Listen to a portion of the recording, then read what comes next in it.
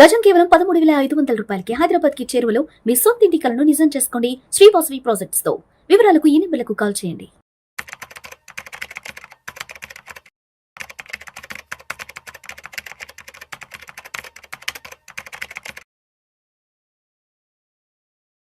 రామచంద్రమూర్తి గారు నమస్తే సార్. నమస్తే విష్ణు గారు. Welcome to Vishnu talks. Thank you sir. So Ramachandramurthy గారు, బంగారం వెండి ధరలు సైలెంట్ గా పెరిగిపోతున్నాయి సార్.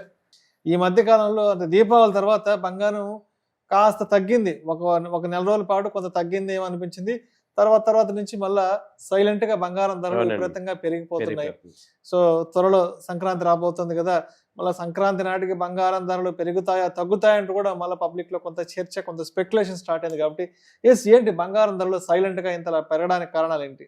ఇవి మనం ఏంటంటే సార్, బంగారం వెండి దగ్గర మేజర్ గా పెరగడానికి రెగ్యులర్ గా కారణాలు వరల్డ్ అన్సర్టనిటీ ఒకటి రావటం, అది గత 6 నెలల నుంచి కూడా విపరీతంగా అన్సర్టనిటీ అండర్లైన్ గా పెరిగిపోవటం, తర్వాత యుఎస్ షట్ డౌన్ అవటం, వాళ్ళ డెట్ బాగా పెరిగిపోవటం వల్ల ఎవరు కూడా ఇప్పుడు డాలర్ నమ్మట్లేదు. దాంతో సెంట్రల్ బ్యాంక్స్ అన్ని కూడా బై చేస్తున్నాయి.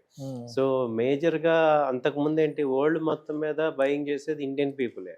ఇప్పుడు ఏమైనా ఇండియన్ పీపుల్ బయింగ్ చేస్తున్నా, అట్ ద సేమ్ టైమ్ ఈ బ్యాంక్స్ బై చేయటం వల్ల చైనా కానీ, రష్యా కానీ, ఇండియా కానీ ఈ బ్యాంక్స్ బై చేయటం వల్ల ఏమవుతుందంటే ఈ గోల్డ్ సిల్వర్ కంటిన్యూగా పెరుగుతున్నాయి. కాబట్టి ఏంటంటే ఎప్పుడు ఎండ్ అవుతుంది ఏంటంటే, త్వరలో ఈ రష్యా ఉక్రెయిన్ డీల్ వర్కౌట్ అయ్యేటట్టుంది. సో ఏదైనా పండగలోపు నెక్స్ట్ 20 డేస్లో కనుక ఒక రేంజ్కి వస్తే బంగారం కొంత తగ్గే అవకాశాలు ఉన్నాయి. సో అప్పటిదాకా అయితే నాన్ స్టాప్గా అయితే పెరుగుతున్నాయి. ఇప్పుడు మనం 1,17,000 దగ్గర 20 దగ్గర కూడా మాట్లాడాం. ఇప్పుడు 1,35,000 అయిపోయింది. మనం మాట్లాడి నెల రోజుల్లోనే పెరిగిపోయింది. సో ఇప్పుడు 1,50,000 నెక్స్ట్ టార్గెట్ అన్నట్టుగా కూడా కనపడుతుంది. సో ఎందుకు పెరుగుతుంది? ఇంత అన్సర్టనిటీ మనం ఎప్పుడు చూడలేదు, ఇంత ర్యాండమ్ మూవ్మెంట్ అనేది మనం ఎప్పుడు చూడలేదు. ఈ లాస్ట్ 6 months నుంచి విపరీతంగా పెరుగుతున్నాయి. కాబట్టి ఏంటంటే అంత అన్సర్టనిటీ మార్కెట్లో నాట్ ఓన్లీ ఇండియా, మొత్తం ఆల్ ఓవర్ వరల్డ్ ప్రివైల్ అయి ఉంది. సో ఎక్కడ చూసినా ఏమవుతుందంటే, ఈ యుఎస్ మేజర్గా టారిఫ్స్ అన్ని కంట్రీస్ మీద వేశారు. సో అన్ని కంట్రీస్కి అదొక నెగిటివ్ ఎఫెక్ట్ పడింది. ఎందుకంటే యుఎస్లో మేజర్గా డెట్ ఎక్కువ ఉంది. ఆ డెట్ తగ్గించుకోవడానికి ఆయన ఏంటి, ట్యాక్స్ పెంచకుండా ఈ టారిఫ్స్ పెంచారు. సో ఇది గవర్నమెంట్కి వెళ్తుంది కాబట్టి కొంత డెట్ తగ్గించుకుందామని. సో కానీ ఇక్కడ ఏమవుతుంది, ఆ యొక్క డెట్ వల్ల ఏమవుతుందంటే ఈ రిమైనింగ్ ఎమర్జింగ్ కంట్రీస్ అందరికీ కూడా ఒక రకమైన టెన్షన్ స్టార్ట్ అయింది అనమాట. ఎందుకంటే USA major exporter or importer of major goods. కాబట్టి యుఎస్ ట్రిలియన్ $30 trillion ఎకానమీ అది. కాబట్టి ఏంటంటే అన్ని రిమైనింగ్ కంట్రీస్ డైరెక్ట్గా ఇండైరెక్ట్గా అక్కడ డిపెండ్ అయినాయి.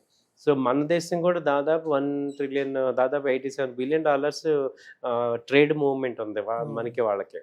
ఎక్కువ అది ఎఫెక్ట్ అవటం అనేది గోల్డ్ సిల్వర్ మీద బాగా పడుతున్నాయి. ఆ తర్వాత ఏంటంటే రష్యా ఆయిల్ కొనొద్దని చెప్పేసి అదొక ఇండియా మీద స్ట్రగుల్ చేయటం, ఇవన్నీ కూడా మనకి ఇంటర్నల్గా ఈ గోల్డ్ సిల్వర్ మీద ఆల్టర్నేట్ అసెట్స్ ఎక్కువ డిపెండ్ అవుతున్నారు.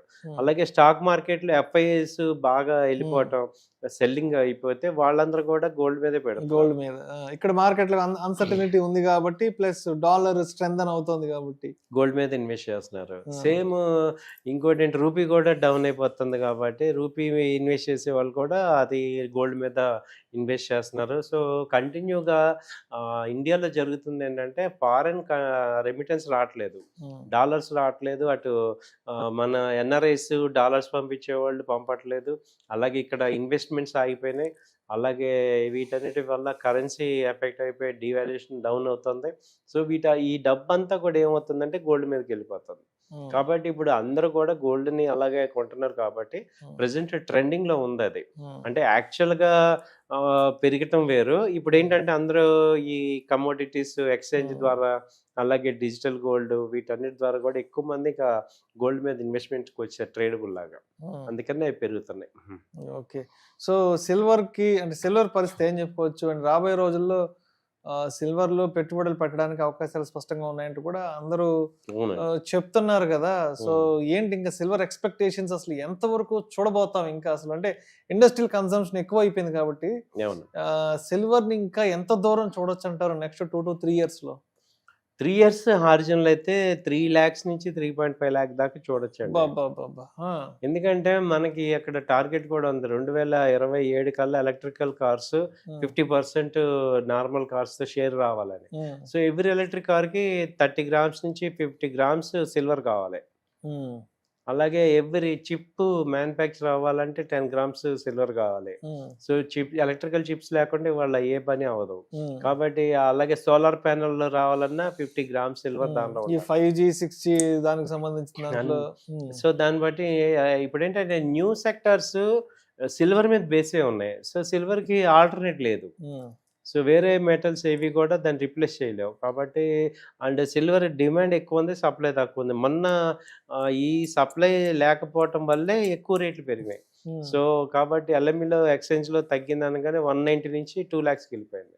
సో ఇదే జరుగుతుంది. సో సిల్వర్ సప్లై తక్కువ ఉంది, డిమాండ్ ఎక్కువ ఉంది, ఇది కంటిన్యూ అవుతుంది. అంటే ఇప్పుడు గోల్డ్ కానీ సిల్వర్ కానీ కొందామన్న ఆలోచనలో ఉన్న వాళ్ళు ఎలా ఉన్నారంటే ఇంకా తగ్గద్దేమో, తగ్గినాక కొందాము, లేదంటే ఇంకా ఇంకా పెరిగిపోద్దేమో అన్న రకరకాల స్పెక్యులేటివ్ పర్సెప్షన్స్లో ఉన్నారు. కాబట్టి ఇప్పుడు చేతిలో డబ్బులు ఉంటే బంగారం కొనాలంటారా, లేదంటే ఇంకా తగ్గడానికి ఏదైనా అవకాశాలు ఉన్నాయి, లేదంటే పెరగడానికి ఏదైనా అవకాశాలు ఉంటాయేమో ఎదురు చూడాలంటారా?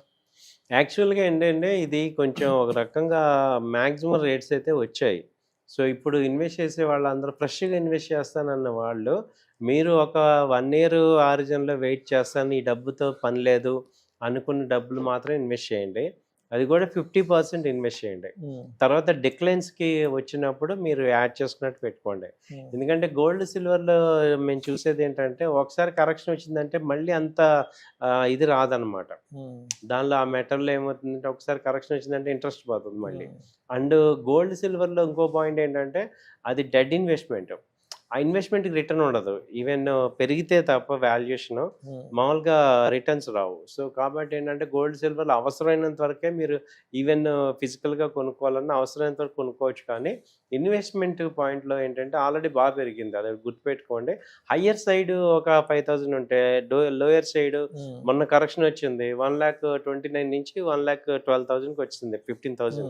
అలాగే సిల్వర్ కరెక్షన్ వచ్చినప్పుడు దాదాపు 170 నుంచి 140కి జస్ట్ 2 daysలో వచ్చింది. అలాంటి కరెక్షన్ ఛాన్సెస్ మళ్ళీ వస్తాయి. అప్పుడుకి రెడీగా ఉండాలి. ఇక్కడ కొన్నా మళ్ళీ డిప్లో కొనేటట్టు ఉండి ఒక 1 year రాకపోయినా వెయిట్ చేసేటట్టు ఉండాలి. కాబట్టి ఇక్కడ ఏంటంటే అన్ప్రొఫెషనల్స్ అందరూ కూడా ఈ హైలో కొంటాం తెలియక. సో కాబట్టి జాగ్రత్తగా ఉండండి, కొనండి, కానీ 20% 30% అలా ఇన్వెస్ట్ చేసుకోండి. Right sir. Thank you sir. Thank you so much.